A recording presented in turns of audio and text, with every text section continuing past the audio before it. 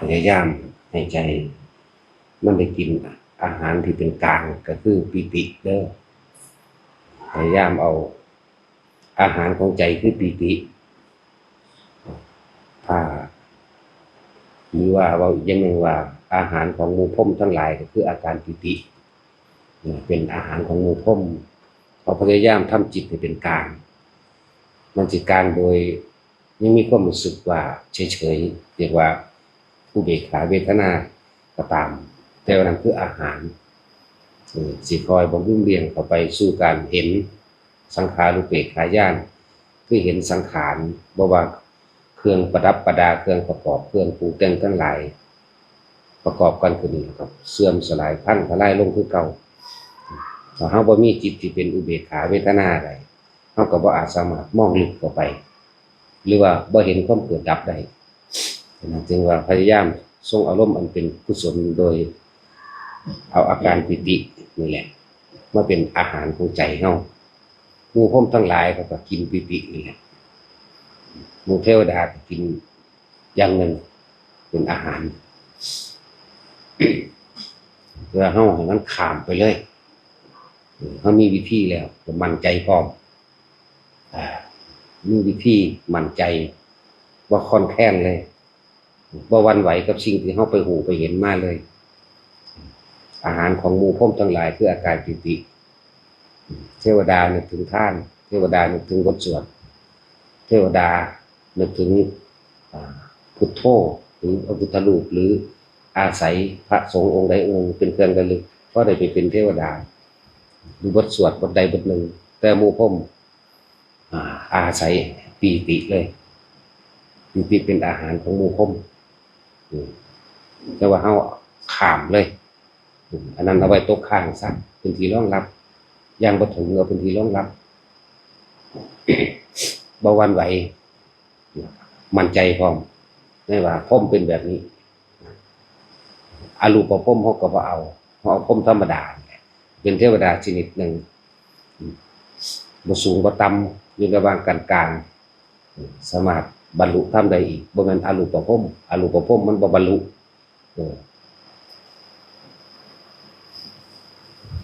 จังหวะพยายามสร้างสิ่งที่เป็นกุศลนั่นแหละพวกส่วนชนชาวโลกทั้งหลายสังเกตตัวเองที่ว่าท่านเคยได้ยินฟังแนวจังซี่ซะ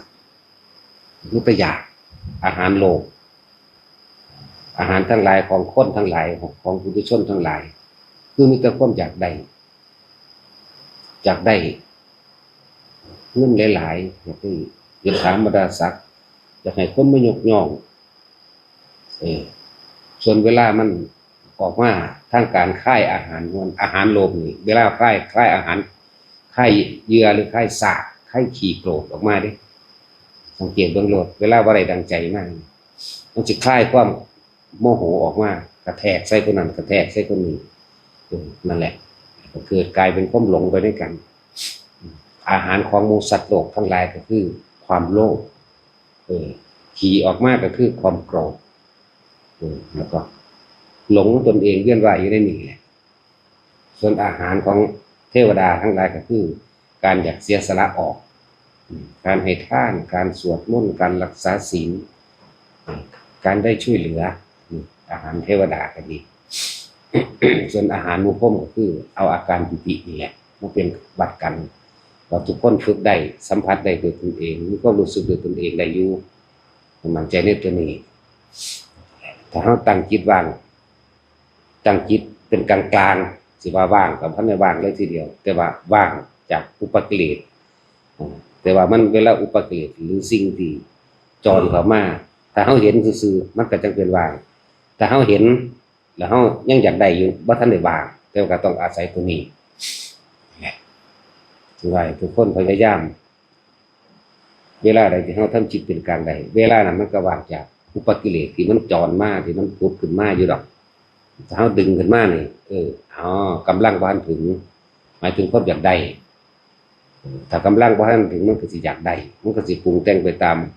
รูปรสกลิ่นเสียงและสัมผัสต่างๆนั่นแหละ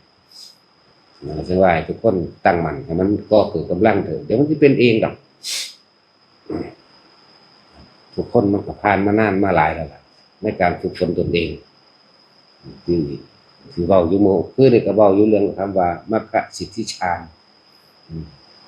มัคคะคือหนทางสิทธิก็คือความสำเร็จ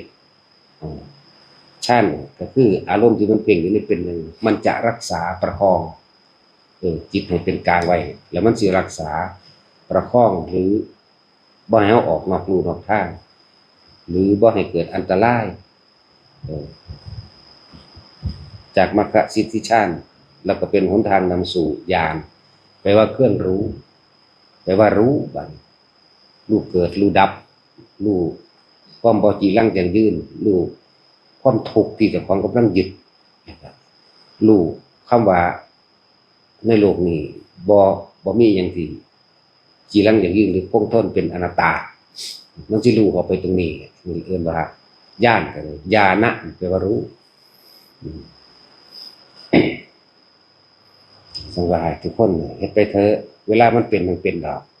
เฮาบ่ได้บังคับให้มันเป็นเฮาบ่ได้กำหนดให้เป็นเวลาเป็นมันสิเป็นเองอันเกิดจากกำลังของมันถึงเองแล้วจึงว่าเอาอาหารตัวนี้เลี้ยงมันไว้ปิติเลี้ยงไว้อาหารของหมู่พรหมต้องวางจิตเป็นกลางเมตตากรุณามุตาอุเบกขาเป็นกลางเมตตาก็มีอยู่แล้วแหละเมตตาคือศีล5ก็บริสุทธิ์อยู่แล้วแหละแต่ผู้ใดทรงฌานได้ก็ดีเป็นบริสุทธิ์เลยเด้บ่ได้มีเจตนาว่าต้องไปขอศีลกับไผอีกต้องไปขอว่าต้องไปเอ่ยปากหยังแล้วมันเป็นของมันจังซั่นจิตใจของความคิดของเฮาบ่ไปอยากทำลายเบียดเบียนให้ผู้ใดผู้หนึ่งเสียชีวิตทรัพย์สินทั้งคนและสัตว์ทั้งมนุษย์และอมนุษย์มันก็จบอยู่หม้องนี้นึงแล้วส่งไปเรื่อยเมตตาก็จะได้หันกรุณาก็จะได้หันมุทิตาก็จะได้หันเหมือนกันแต่อุเบกขานี่รอคอยการกระทบถ้าการกระทบมากหรือว่าถ้าเฮาส่งซ่านเอาการปิตินี่แหละมาเป็นเครื่องวัดตนเองเนาะนิ่มนวลอยู่กลางหน้าผากกลางหัวเฮานี่เห็นเขาคุยกันเรื่องนั้นย่างไปย่างมาเฮาก็ฮู้นำเขาเฮาก็ได้ยินนำเขาแต่ว่าเฮาบ่ได้นำเรื่องของเขามาเว้าเขามาคิดเฮาบ่ไปยืนยันเฮาบ่ไปตัดสินว่าผิดว่าถูกว่าบุญว่าบาปว่าดีว่าเลวนํเขานี่เรียกว่าวางจิตเป็นกลางเขาเว้าเรื่องนั้นเรื่องนี้เขาย่างไปเฮ็ดหยังก็แล้วแต่มันสิได้กลิ่นอีหยังอาหารที่เคยยินดีอาหารที่เคยพอใจในรสชาติได้กลิ่นมันเฮาบ่นำเขามานึกเฮาบ่นำเขามานึกวางจิตเป็นกลางอะไรจังว่ารูปรสกลิ่นเสียงสัมผัสทางกายแม้นร้อนมันหนาวก็รู้ในกายเนี่ยร้อนก็บ่ได้โอบครวนหนาวก็บ่ได้โวยวายสังเกตใจของเจ้าของอยู่ตลอดเมื่อกำลังมันเต็มก็เป็นเองดอกปล่อยเองเฮาบ่ได้เป็นผู้ปล่อยเฮาบ่ได้เป็นผู้ว่างเฮาเป็นแต่ผู้รู้ว่าบ่นำเข้ามาซื่อๆต้องบอกว่ามรรคสิทธิฌานเป็นหนทางเข้าสู่มรรคสิทธิญาณเป็นผู้มีฌานแล้วก็สำเร็จความรู้อันนี้เห็นธรรมชาติเป็นของเกิดของดับเวลาเป็นคือเน้นนะโมถามันเว้าเป็นมันก็สิเว้ามันบ่จักศัพท์มันซื่อๆเด้โอ้มันธรรมดาก็แม่นเรื่องเล่นๆเด้เจ้าเอ๋ยเห็นความว่างไปเบิดมันไม่เรื่องเล่นๆแม้ชั่วขณะจิตเดียวนี่คนที่มันเห็นมันเว้าบ่ได้มันบ่รู้จักว่าสิเอาภาษาใดไปใส่นั่นแหละเพราะว่าเฮาจึงมีการศึกษาพระปริยัตินำแน่เพราะว่ามันบ่มีศัพท์เว้าต่อผู้ใดแตกฉานทางปริยัติแน่ปฏิบัติแน่จังซี่พอสิได้ถ่ายทอดความรู้สึกถ่ายทอดความรู้สึกออกมาเป็นภาษาใดบ่แม่นของง่ายในการถ่ายทอดความรู้สึกออกมาเป็นภาษาโอ้ยากจริงนั่นแหละผิดเพี้ยนนิดหน่อยก็คนก็เข้าใจเพี้ยนไปยังไม่อีกว่าแต่ละคนมาเถอะมาฝึกเอาตนเองแหละไม่มีผู้ใดเฮ็ดให้เฮาพ้นทุกข์ได้ดอกมันก็ตัวเฮาเองเท่านั้นแหละทุกคนพยายามกินอาหารที่มันเป็นกลาง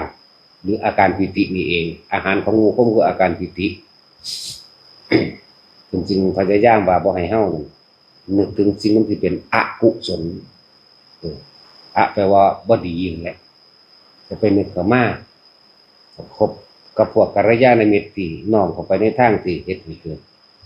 มีสติมีปัญญามีศรัทธามีความเพียรคบกันถ้าผู้ใดเว้าเรื่องอิจฉานั่นอีนั่นเป็นจังซั่นอีนี่เป็นจังซี่เลิกออกมันบ่มองเจ้าของมองผู้อื่นคบผู้ใดก็สร้างที่กุศลบ่เกิดให้เลิกมันมีแต่เสียกับเสียทั้งนั้นแหละต้องคิดเบื้องตอนเฮาบ่ทันได้รู้จักธรรมะจักหน่อยเด้ออาหารของพวกเฮามีแต่ความอยากได้อยากดีอยากมีอยากเป็นอิจฉาริษยาขี้โกรธโมโหเว้าพื้นใส่ร้ายป้ายสีขี้ลักมักจกความรู้สึกแสดงออกมาทั้งสีหน้าสีตาคำเว้าท่าทางมันคืออาหารของคนโลกพวกเจ้าของโลกมันจะกลับมาเกิดใหม่เพิ่นนั่นแหละคิดเบิ่งตะของตะกี้เป็นแบบใด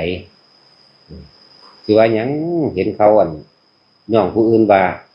งามๆเนาะนี่มันก็ยังวือขึ้นโลดความรู้สึกคนมันเป็นอีหยังคือจังซั่นพุ